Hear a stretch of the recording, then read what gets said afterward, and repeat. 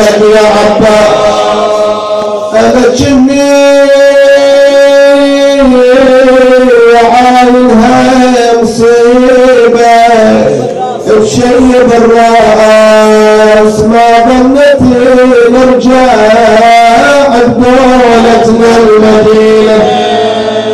قالها يا زينب هاج عزمي لا تلخي، ما دام انا موجود يا اختي ما تدلين، ولو تنقرب شاماتهم وياهم العراقين نحمل على العسكر ولا حامل ضعيفه. لا تهيجيني ولا يطب بقلبك الخوف، انا ما يروحني ضرب الرماح وطعن السيوف، بس طلبي من الله يسلمني هالجفوف لحمل على العسكر وذكرهم ضبيب. قالت اعرفك بالحرب عباس وافي، لكن قطع الزند هذا الذي منا مخافي، اليوم بمعزة وبعدكم مدري شوافي، ياهو يرد الخير لو هجمت عليه. اويلي هلت دموع العين، دموع العين من حاد الضعف صار. عباس قالبها وحاضيها ترمى بهالحال للسنين عزي يا خضرا، وحسين قدام الضعن يمشي بسكينه. نعم بعد ذلك وإذا بالحر بن يزيد الرياحي قد أقبل إلى الإمام الحسين، منع الإمام الحسين عليه السلام من أن يتخذ طريقا إلى الكوفة، ومنع الحسين من أن يرجع إلى المدينة. يعني قال له أبا عبد الله خذ طريقا لا يدخلك الكوفة ولا يرجعك إلى المدينة. الإمام الحسين تغير مسار ضعينته في الحال هذا، قال من منكم يعرف الطريق على غير الجادة؟ وإذا بالطرماح بن عدي قال أنا يا ابن رسول الله. قال إذا خذ زمام الناقة وخذها النياق هذه التي تروعت هدئ من روعها. بالفعل مسك الطرماح زمام تلك الناقة وأخذ يحدو بهذا الحدو وهو يقول يا ناقتي لا تدعي من ساجري وشمري قبل طلوع الفجر بخير ركبان وخير سافر يا مالك النفع معا والضر أيد حسينا سيدي بالناصر. فبينما الإمام الحسين عليه السلام يسير إلى ناحية، بينما الصبط بأهله مجدا في المسير، وإذا الهاتف ينعاهم ويدعو ويشير إن قدام مطاياهم مناياهم تسير ساعة إن وقف المهر الذي تحت الحسين وحسينا وحسينا وحسينا وحسين، فعلى صهوة ثاني فأبى أن يرحلا، فدعا في قوله يا صحب ما هذه الفلا، قيل هذه كربلاء، قال كرب وبلا خيموا إن بهذه الأرض ملقى العسكري.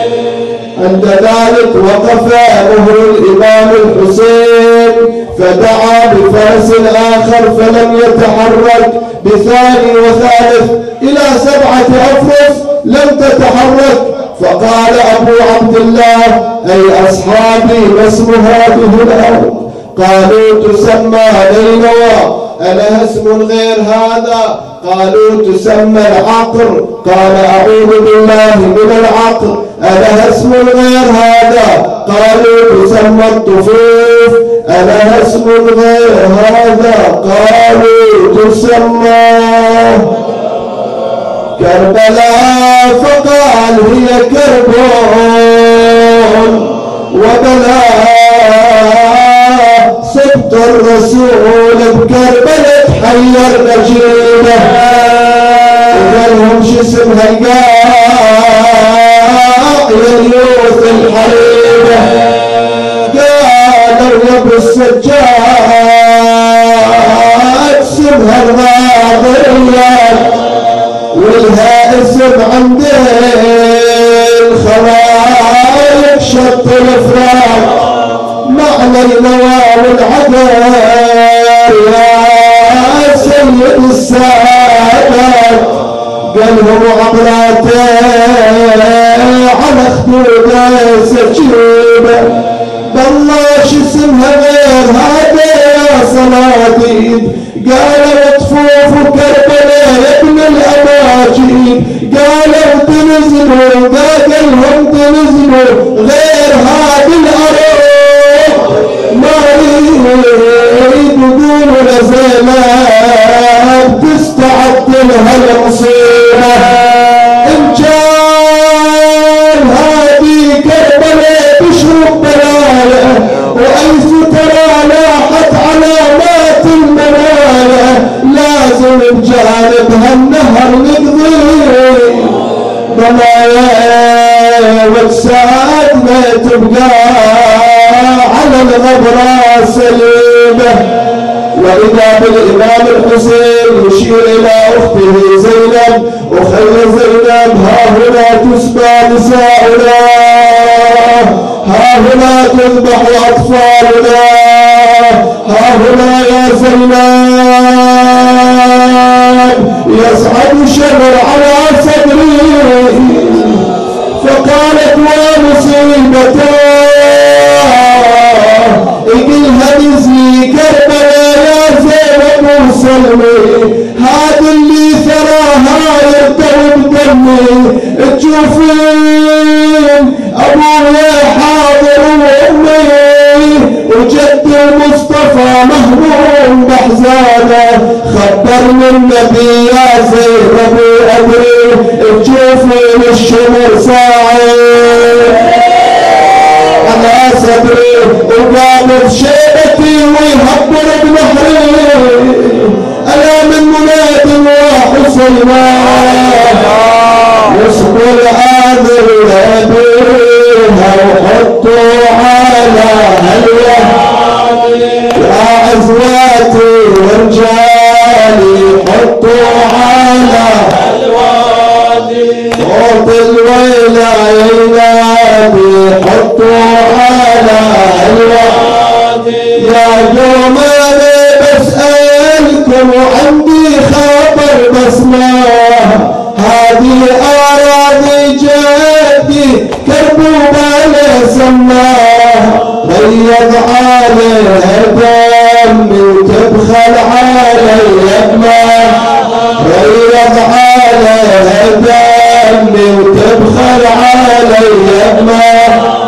يصبر أظل بيها وحطوا على هالوادي، يصبر أظل بيها وحطوا على هالوادي. يا حسين